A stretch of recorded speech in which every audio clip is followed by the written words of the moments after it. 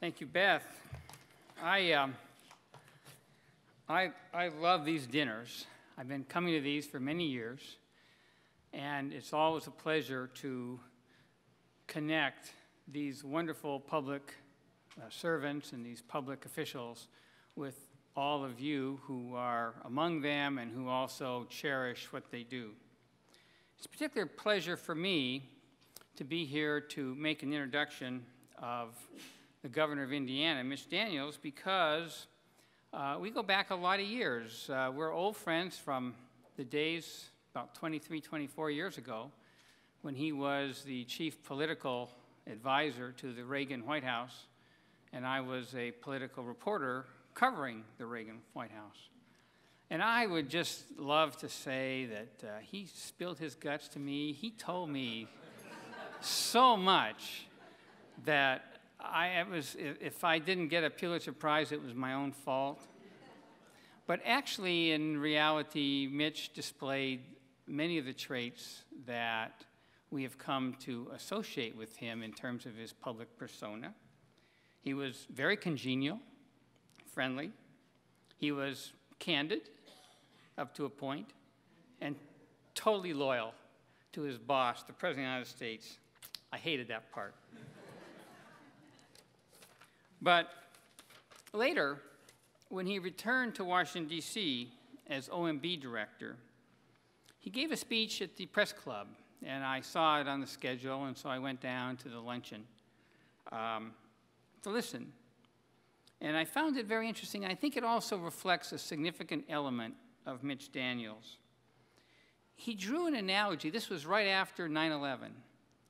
And he drew an analogy between what our government faced post 9/11 and what FDR faced and that government after Pearl Harbor. And in great detail, he drew an analogy and explained Franklin Roosevelt's approach to the circumstances that he faced after Pearl Harbor when he said, Dr. New Deal now is going to be replaced by Dr. Win the War. And what he did, according to Mitch in that speech, was engage in significant curtailments of federal domestic spending in the interest of that war. And he suggested that the Bush administration was going to do the same thing. It didn't. In fact, it went on pretty much in terms of domestic programs as usual, business as usual. But I thought that that reflected Mitch's courageous willingness to tell people what they need to know, even if they don't want to hear it. And I think that that characterizes significant elements of his governorship, as was reflected in the earlier film. Now, I do have to clarify a couple of things, particularly this total national misunderstanding about his nickname, the Blade. People think that George W. Bush gave him this name because he was such a slasher on domestic spending when he was OMB director. That's utterly untrue. I want to just make sure that everybody is rested assured on this.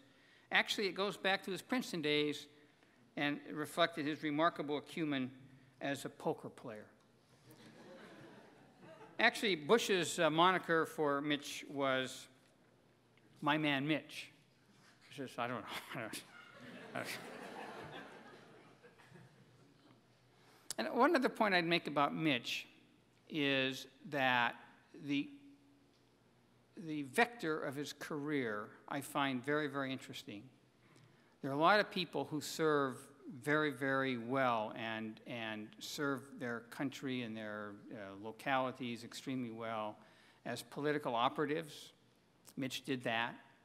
Many of those people moved from that into elective politics. Mitch did not do that. Mitch went into the private sector after his stint in the White House, his first stint, and became a CEO of a major think tank, later executive, a high-level executive at Eli Lilly in Indianapolis. And only then, after he had that brand of experience, did he run for governor. And much has been made about the toll road and what he did in terms of expediting the experience at the DMV. I'm one of those rare individuals who loves the DMV, but I know most people don't. But I also find just a remarkable achievement was that he instituted daylight savings time in Indiana. I mean, isn't that Central Time? I mean, I didn't think that the dairy cows of Indiana would allow that, but somehow they did.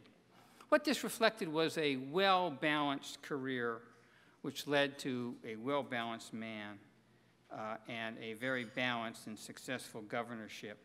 And I think a testament to that is the fact that when he just ran for re-election, 30% of the Obama voters voted for Mitch Daniels. So it's my pleasure to present to you the Public Official of the Year, Mitch Daniels.